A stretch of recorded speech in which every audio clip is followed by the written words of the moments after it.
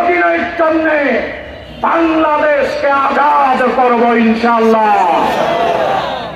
সেই সাথে নতুন বাংলাদেশ করার জন্য নতুন নেতৃত্ব প্রয়োজন হবে। পুরানরা নতুন বাংলাদেশ করতে পারবে না।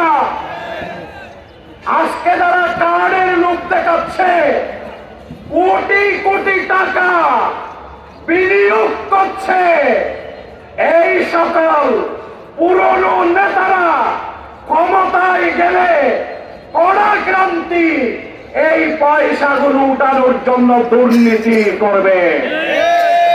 কারণ তারা দুর্নীতিতে সিদ্ধহস্ত, দুর্নীতিতে তাদের কোনো চুরি নেই।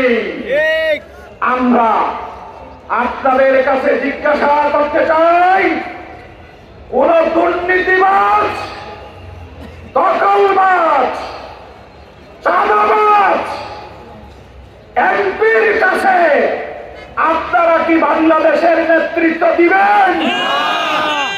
বাংলাদেশের নেতৃত্ব বাংলাদেশের জনগণ দিতে পারে না।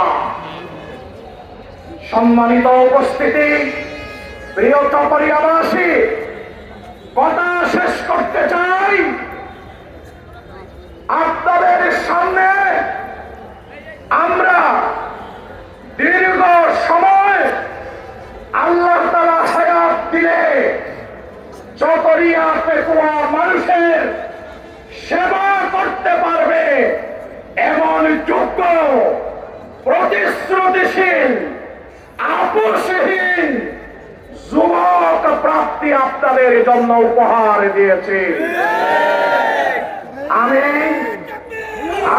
ছাত্র যুবকদের পক্ষ থেকে ছাত্র যুবকদের পক্ষ থেকে এই তরুণ প্রার্থীকে চকরিয়া পেকুয়ার জন্য উপহার দিচ্ছেন ইসলামী ছাত্র শিবিরের কেন্দ্রীয় সভাপতি।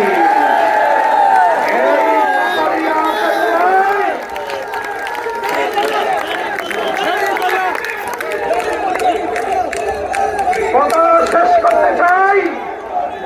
হে তরুণ, হে যুবক, তোমাদেরকে জিজ্ঞাসা করতে চাই, তোমরা স্বার্থকে সাধন করেছিলে জুলাই বিপ্লবের মাধ্যমে। স্বৈরাচারিণী শেখ হাসিনাকে রান্না করা মজা খাবার রেখে ভারতে পালাতে বাধ্য করেছিলেন। সেই ধরনের এই তরুণ এবং যুবক ছাত্র, তোমাদের কাছে জিজ্ঞাসা করতে চাই, এই পেকুয়া এবং চকরিয়ায় দাঁড়িপাল্লার পক্ষে যেই গণজোয়ার তৈরি হয়েছে, এই গণজোয়ার 12ই ফেব্রুয়ারি ব্যালট বিপ্লবের মাধ্যমে দাঁড়িপাল্লার বিজয়ের মধ্য দিয়ে আমরা শেষ করব ইনশাআল্লাহ। এই পথে তোমাদের জিজ্ঞেস করি, কোন কেন্দ্রে জনতার রায় ছিনিয়ে নেওয়ার জন্য কোন ভোট ডাকাত যদি ভোট ডাকাতির জন্য আসে, তোমরা কি তা প্রতিরোধ করার জন্য প্রস্তুত? তোমরা কি প্রস্তুত? তরুণ যুবকরা এই সিদ্ধান্ত গ্রহণ করলে এই চকরিয়া পেকুয়ার কোন আসনে, কোন কেন্দ্রে কেউই ভোট ডাকাতি করার সাহস করবে না। রব্বুল আলামিনের কাছে ফরিয়াদ জানিয়ে বক্তব্য শেষ করতে চাই। আমাদের এই তরুণ প্রার্থী আপনাদেরকে নিয়ে পরিশ্রম করে যেই সারা জাগিয়েছে, রব্বুল আলামিন তুমি এখানে তার দাঁড়িপাল্লার বিজয়কে নিশ্চিত করে দাও।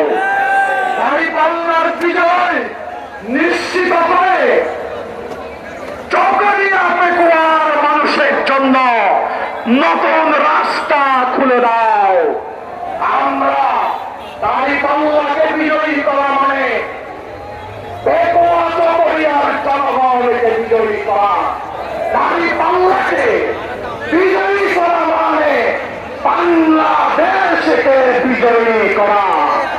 তাই এখন এই সমাবেশ থেকে সেই প্রতিজ্ঞা নিয়ে, সেই শপথ নিয়ে